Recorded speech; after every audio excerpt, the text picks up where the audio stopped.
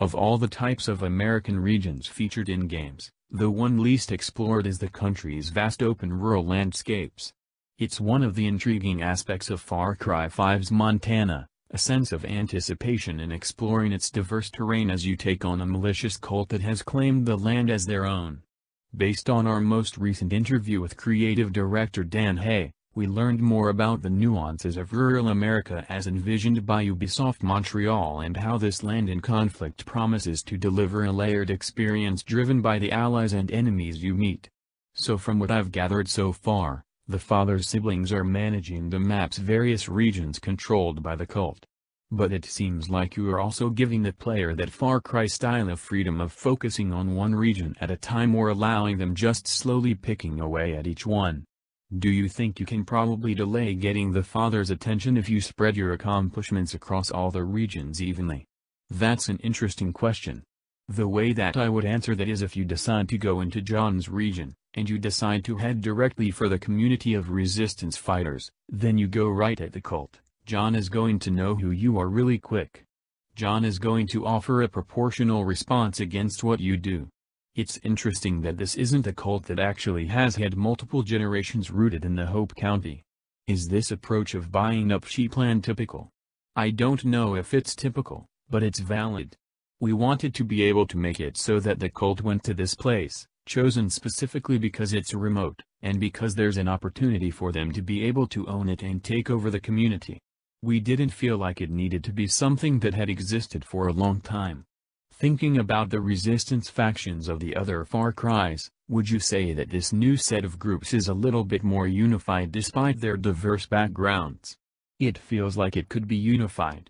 We've created a really interesting set of events where personalities that you meet in Falls End may not be the personality types that you meet in previous games. Their motivations for how they push back may not be the same.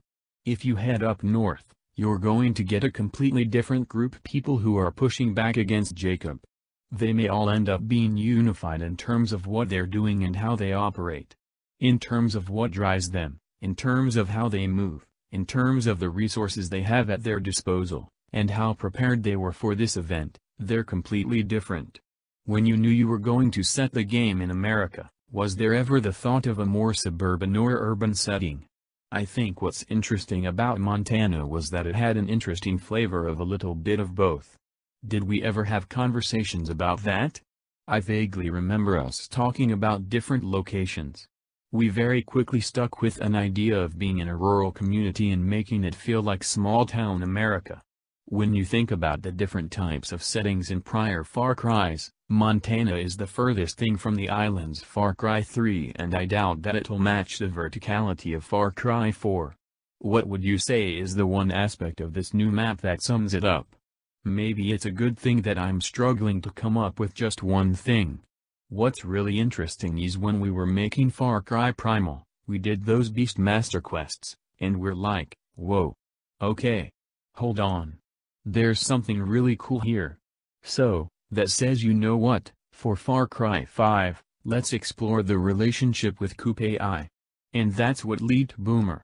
And then, let's start talking about guns for hire and people that you bring in with their unique personalities and abilities. What is the most inviting aspect of this rural setting that will discourage players from habitually using fast travel as often as possible? I imagine you'll want them to soak in the land, so to speak. One of the things that we as a team had a conversation about is that when you spend time in the States, there's something magical about getting inside a muscle car and just driving down the road.